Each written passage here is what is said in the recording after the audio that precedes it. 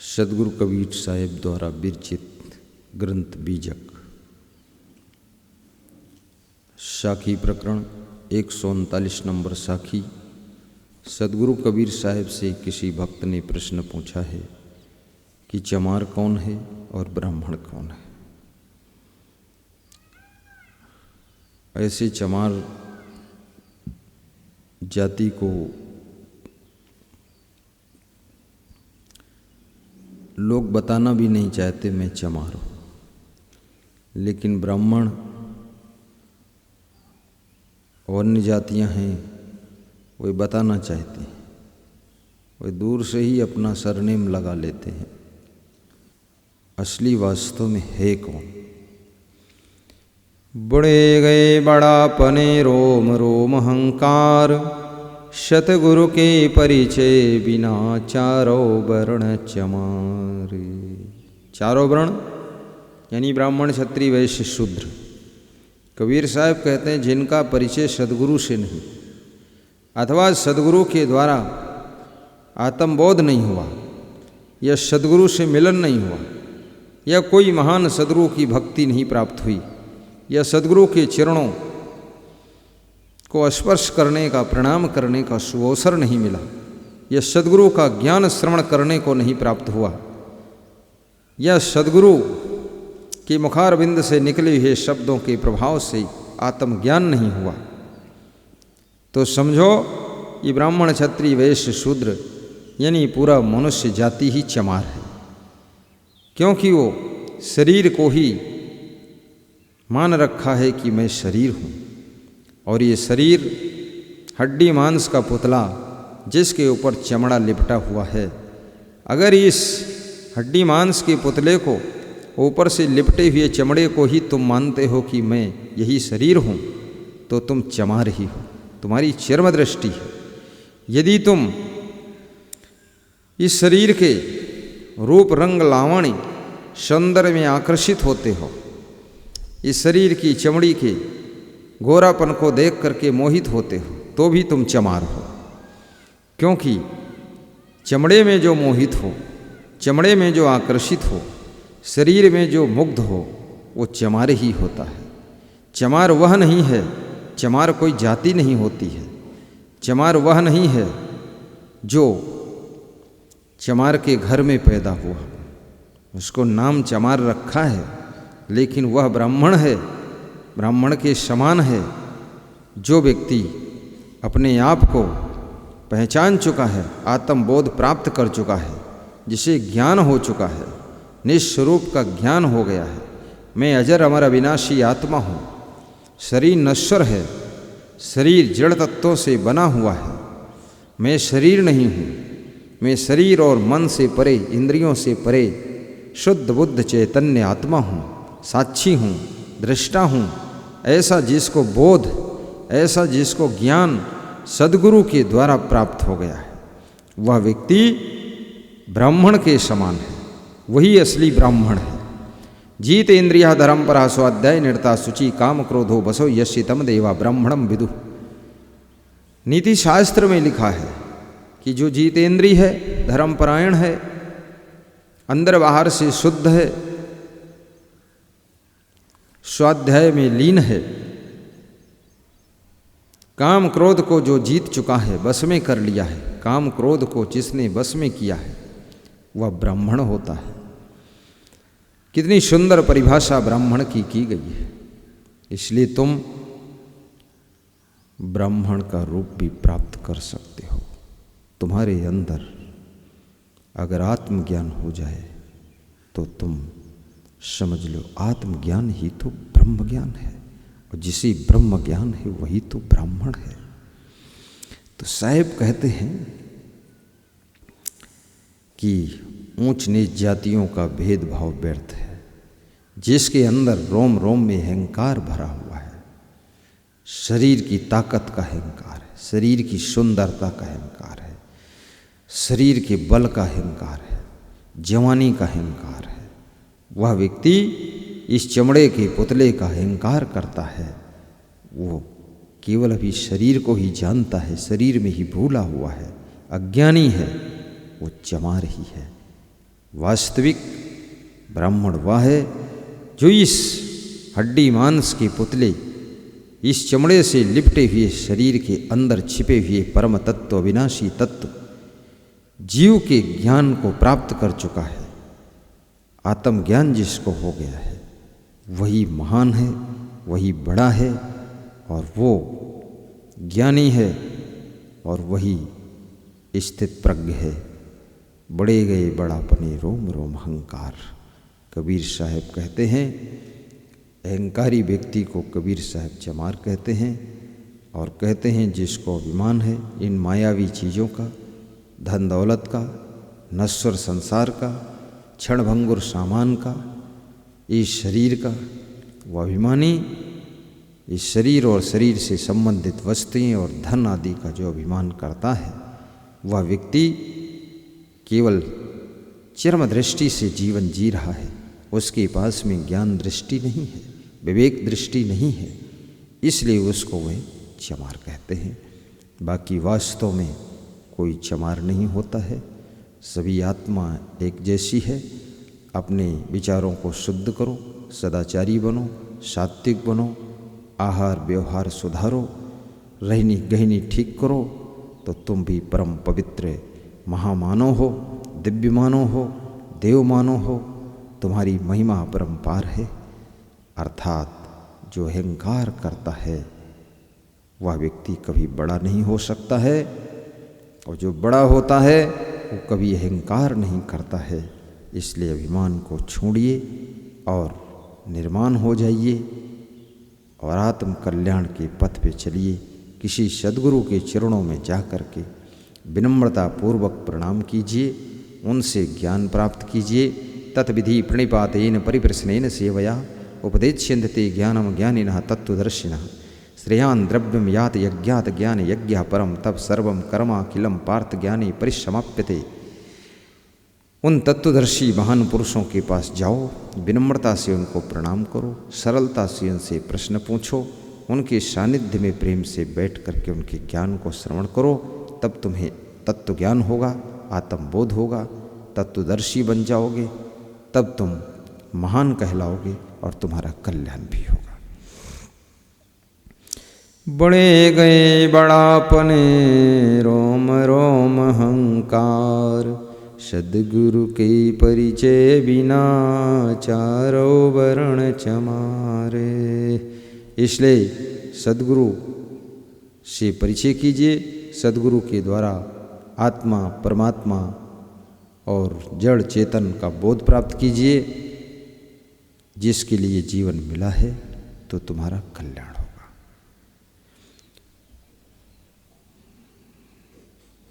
माया तजे क्या भया, जो मान तजा ना जाए। जेहि माने मुनिवर ठगे, सो मान सबन को खाए। साखी नंबर 140। कबीर साहब कहते हैं, केवल माया का त्याग करने से क्या हुआ। यदि अभिमान नहीं छोड़ पाए, त्याग करने का अभिमान आ गया कि मैंने इतना सब त्याग किया है, तो भी तुम डूब गए। क्योंकि तुमको भवसागर में डुबाने वाला तो अभिमान ही है, और अभिमान तो छूटा नहीं। मोटी माया, घर परिवार, स्त्री, धन दौलत, मकान दुकान, गाड़ी, ये सब छोड़ करके तुम त्याग करके अहंकार में फूल कर बैठ गए कि मैं तो बहुत बड़ा त्यागी हूँ। तुम क्या समझ रखे हो? झुग्गी झोपड़ी से निकल कर आए हो, मैं तो महलों से निकल कर आया हूँ। महल में लात मार दी मैंने, राज सिंहासन पे लात मारी है। ऐसा अहंकार यदि भरा हुआ है तो साहेब कहते हैं तो माया का त्याग नहीं हुआ है। ये सूक्ष्म माया आपको पकड़ी हुई है, इसका अभिमान त्याग करिए। माया का, माया मोह को त्याग करो, फिर माया मोह के त्याग के अभिमान को भी त्याग करो। राह हक हर घिसन यारी, तानगिरी चार तर्क, तर्क उकबा तर्क मौला तर्क तर्क। माया तजे क्या भया, जो मान तजा नहीं जाए। जिहि माने मुनिवर ठगे, सो मान सबन को खाए।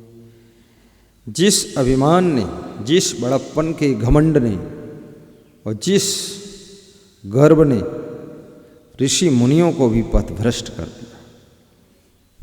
प्राचीन समय में ऋषि मुनियों में भी बड़ी होड़ लगी हुई थी। एक अगर ऋषि मुनि यज्ञ करता था, दूसरा ऋषि मुनि उससे बड़ा यज्ञ करने की ठान लेता था। यज्ञों में कंपटीशन चलता था। और यज्ञ तो सब से श्रेष्ठ यज्ञ ज्ञान यज्ञ है। श्री कृष्ण कहते हैं ज्ञान यज्ञ ही वास्तविक यज्ञ है, बाकी यज्ञों की जरूरत नहीं है। किसी मंदिर आश्रम में यज्ञ हो रहा था, इतना बड़ा यज्ञ था कि उसमें करोड़ों लोग इकट्ठे हुए थे। बहुत धुआं हुआ यज्ञ के मंडप में, उस धुआं में ही 6-7 लोग मर गए। अब वो बोलते हैं धुआं से ऑक्सीजन शुद्ध होती है, और इतनी शुद्ध हुई ऑक्सीजन की दम घुट गया लोगों का। भाई घी डालने से, अग्नि में घी अर्पित करने से, घी की आहुति देने से वातावरण शुद्ध हो जाता है। मंडप के अंदर इतने यज्ञ कुंड खुदे हुए थे, उसमें इतनी घी की आहुति किया और यज्ञ सामग्री डाला, साकन्य आदि, तो इतना उसमें ऑक्सीजन प्रदूषित हो गई, वातावरण प्रदूषित हो गया, धुआं धुआं हो गया कि शुद्ध हवा नहीं रह गई, दम घुट गया, 6 लोग मर गए। उसका मुकदमा चला वहाँ का जो गुरु था उसके ऊपर कि भाई तुमने इतना बड़ा भीड़ क्यों इकट्ठा किया, इतना बड़ा यज्ञ क्यों किया और इतना धुआं क्यों किया। और अगर वातावरण, अब उसकी सब पोल खुल गई कि वातावरण शुद्ध हुआ। वास्तव में वातावरण भी शुद्ध होगा, आचरण शुद्ध होगा ज्ञान यज्ञ से। ज्ञान यज्ञ जब मनुष्य करता है, ज्ञान यज्ञ कराता है, ज्ञान यज्ञ में सम्मिलित होता है, इसमें ना कोई कुंड होता है, इसमें सब मुंड इकट्ठे होते हैं। और मुंड के अंदर जो प्रदूषण भरा हुआ है, काम क्रोध लोभ मोह का, चोरी बेईमानी लफंगेबाजी का, बेविचार रैप, दुनिया भर की नौटंकी का, वो सब ज्ञान की अग्नि में जल करके खाक हो जाता है। तब आचरण भी शुद्ध हो जाता है, वातावरण भी शुद्ध हो जाता है, सामाजिक शुद्धि भी आती है और आसपास के लोग भी सुखी हो जाते हैं। तो मेन तो, लेकिन यज्ञ इसलिए किए जाते हैं क्योंकि इन यज्ञों से भीड़ इकट्ठी हो जाती है, लोग आ जाते हैं, उस माध्यम से उनको सत्संग सुना दिया जाता है। उसका उद्देश्य सिर्फ इतना ही है। लेकिन बहुत धुआं से नुकसान होता है। ऋषि मुनियों को भी इस अभिमान ने ठगा है। मान अभिमान के चक्कर में वो भी परेशान रहे, दुर्वासा ऋषि भी जलते भुनते रहे, नारद जी भी इसी वासनाओं में परेशान हो गए और कितने ऋषि मुनि भी ठगा गए। सब त्याग कर निकले थे, फिर लफड़े में फंसे हो, फिर वही छल कपट शुरू कर दिया। माया तजे क्या भया, जो मान तजा नहीं जाए। जिहि माने मुनिवर ठगे, सो मान सबन को खाए। माया के झक जगे जरे, कनक कामिनी लाग। कहें कबीर कस बाची हो, रुई लपेटी आग।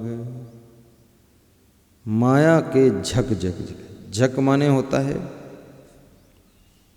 झक मीन्स होता है आग की जो लपट होती है, उस लपट में झपट करके घुस जाना और जल जाना। झकाझक जल गई। सनक, झक एक सनक होती, जैसे कि तुम झक्की आदमी हो, सन की आदमी हो, उसको भी कहते हैं। हमारी झक लगी हुई है अर्थात धुन लगी हुई है, हमारी रुचि इसमें लगी हुई है।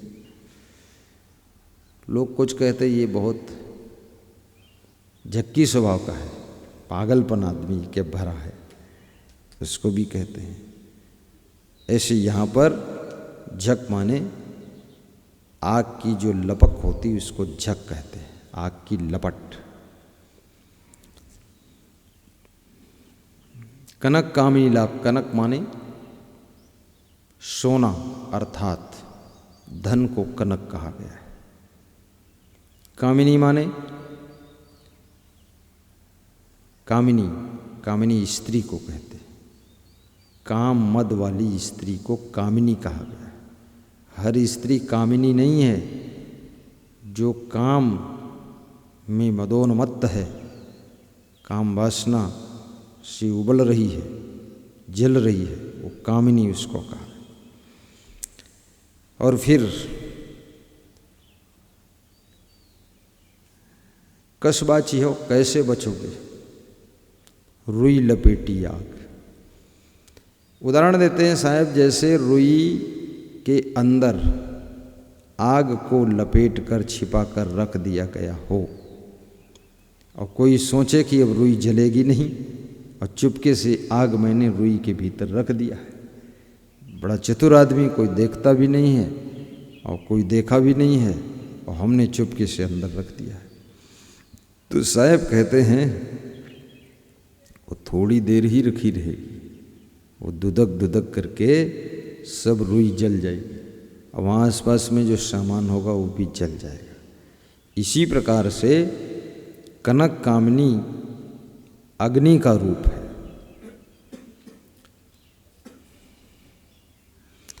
और कनक कामिनी की अग्नि यदि आपके पड़ोस में है, आप उसके साथ रहते हैं या उसको अपने साथ रखते हैं, तो एक ना एक दिन काम वासना की अग्नि में आप जल करके राख हो जाओगे।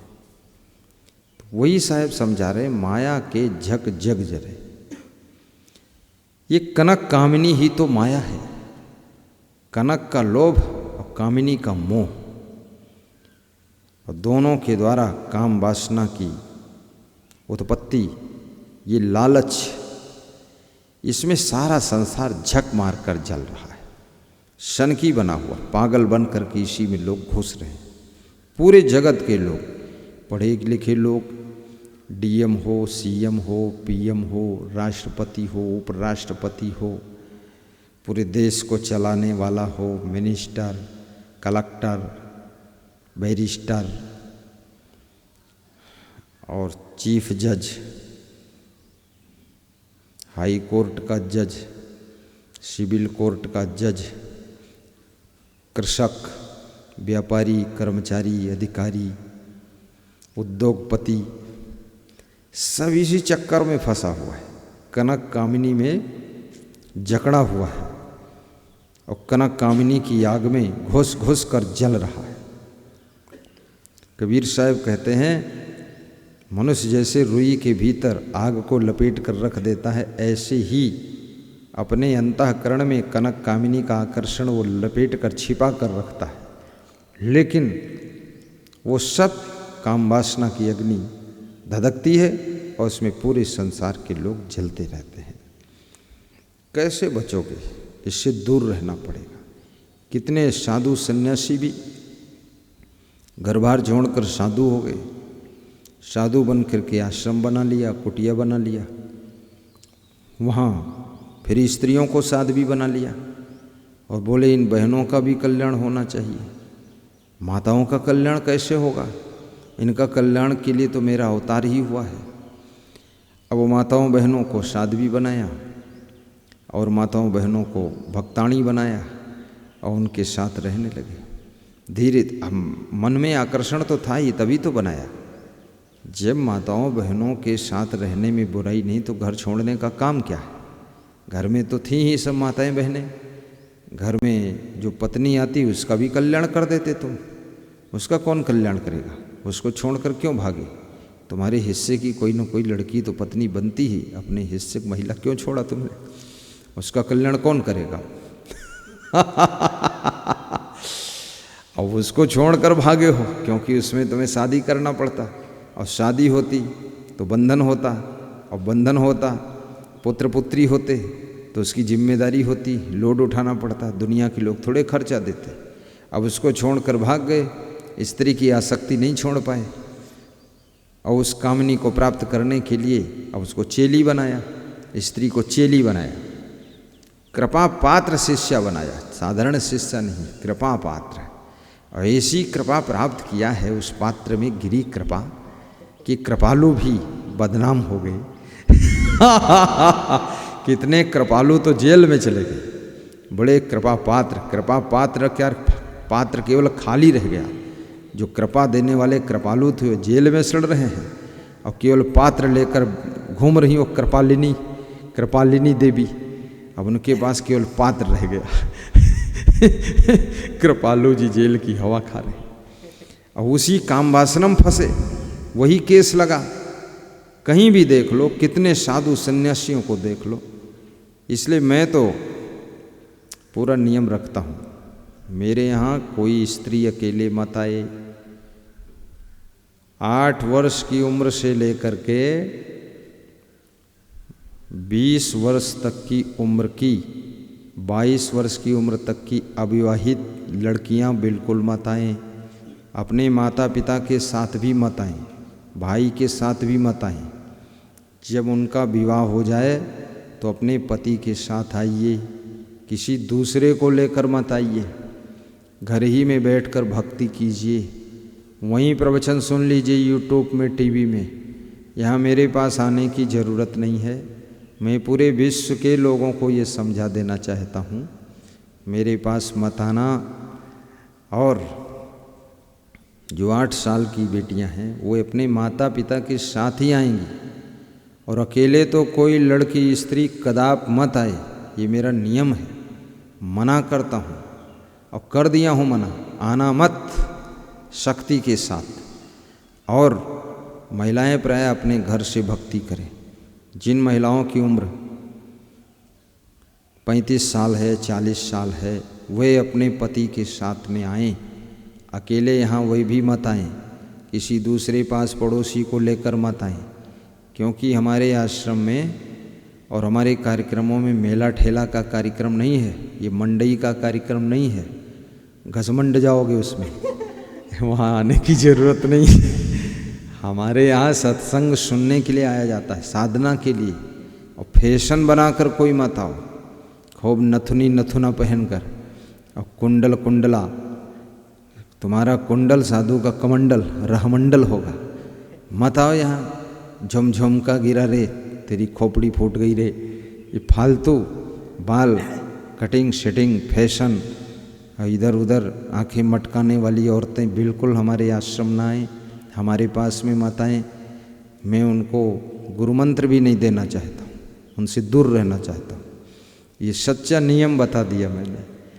और जो ऐसा साधु बुलाता है, वो साधु के यहाँ जाइए आप, उस साधु को आशीर्वाद लीजिए और उस पर उसकी कृपा लीजिए, कृपा पात्र बनिए उसके जाकर। मैं नहीं कृपालु बनना चाहता, न मैं किसी को ऐसा लफड़ा पालना चाहता हूँ, और न मैं पालता हूँ, न मुझे पसंद है। क्योंकि हम जो छोड़ कर आए, त्याग कर आए, उसी लफड़ में फंसे तो क्या मतलब होता है। इसलिए प्रवचन से कल्याण होगा। प्रथम भगति संतन कर संगा, सत्संग सुनिए संतों का, और संयम नियम से रहिए। चंचल स्वभाव की स्त्रियां बिल्कुल यहाँ मत आएँ, और लड़कियां कुंवारी कन्याएं तो कतई मत आएँ। जब टीवी में सत्संग आ रहा है उसको ध्यान से सुनिए आप, यहाँ आने की ज़रूरत नहीं है। अपने पति के साथ में ही आना। और 8 साल से ज़्यादा उम्र है और विवाह नहीं हुआ है तो बिल्कुल आना ही मत, उसके लिए मना कर दिया गया है। क्योंकि स्त्री पुरुष में प्लस बैटरी की तरह प्लस माइनस का आकर्षण होता है और दोनों फिसल जाते हैं। नारी पुरुष दो होई त्यागी, तदपिर छिए जिमि तृण यागी। स्त्री पुरुष दोनों अगर त्यागी हैं तो भी आग और फूस दूर दूर रखने से ही सुरक्षित रहता है। पास पास रख दोगे, गीला फूस होगा तो भी जल जाएगा, सुलग सुलग कर जलेगा। तो कितना बड़ा त्यागी संत हो अगर स्त्रियों के साथ रहता है, साध्वियों के साथ रहता है, और खुद कहता है मैं बाल ब्रह्मचारी हूँ, और स्त्रियों को कहता है ये बाल ब्रह्मचारिणी है, और स्वयं कहता है ये हमारी चेली है, ये मतवा राम है। पूछा मैंने तुम कौन हो? बोले हम मते राम हैं।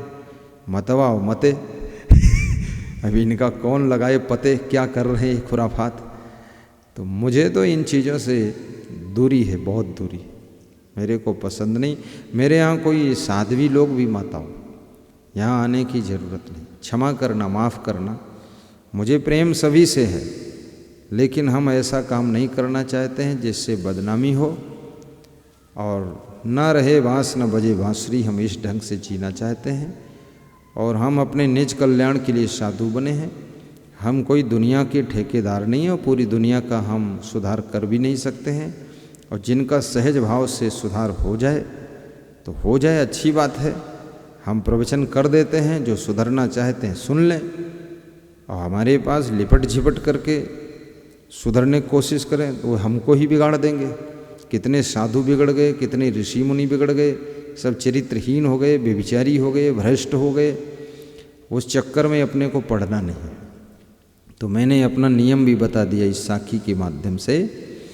माया के झक जग जरे कनक कामिनी लाग, कहें कबीर कस बाची हो रुई लपेटी आग। अब प्रश्न ये उठता है, यदि आपके पति जी मर गए हैं और आपकी उम्र अधिक है तो आप अपने बेटे के साथ आइए, बेटे बहुओं के साथ आइए। लेकिन चंचल लेडीज़, चंचल लड़के, चंचल लड़कियां हमारे आश्रम में, हमारे कार्यक्रम में बिल्कुल मत आए। जो कल्याण वास्तव में करना चाहते हैं, हमारे नियम के अंतर्गत अगर वे अनुपालन करते हैं तो उन्हीं के लिए छूट है। और संयम नियम से रहना ही पड़ेगा। यहाँ गंदी बातें जो करेगा उसको तुरंत यहाँ से हटा देंगे, क्योंकि कोई जुड़े चाहे न जुड़े पर बिगड़े ना यहाँ करके। हाँ, बिगड़ो मत, जुड़ो मत। जुड़ो तो बुराइयों से मुड़ो और गुरुदेव की गरिमा का ध्यान रखो और गुरुदेव से दूर होकर के दर्शन करो, साहिब बंदगी बोलो, साहिब बंदगी। कबीर साहब कहते हैं, माया की आग में कनक कामिनी की आग लगी हुई है। इस माया में लोग झक मार करके जल रहे हैं, पूरा जगत जल रहा है। कबीर साहब कहते, तुम कैसे बचोगे, क्योंकि तुम्हारी वो दशा है जैसे रुई के अंदर आग को लपेट कर रख दिया गया हो, ऐसे ही तुम्हारे अंदर कनक कामिनी की आग लिपटी हुई, गुप्त रूप से छिपी हुई रखी हुई है, इसलिए तुम जल जाओगे। अतः इस आग को दूर करो, अतः इनसे दूरी बनाओ और अपना कल्याण करो। साहिब बंदगी बोलो।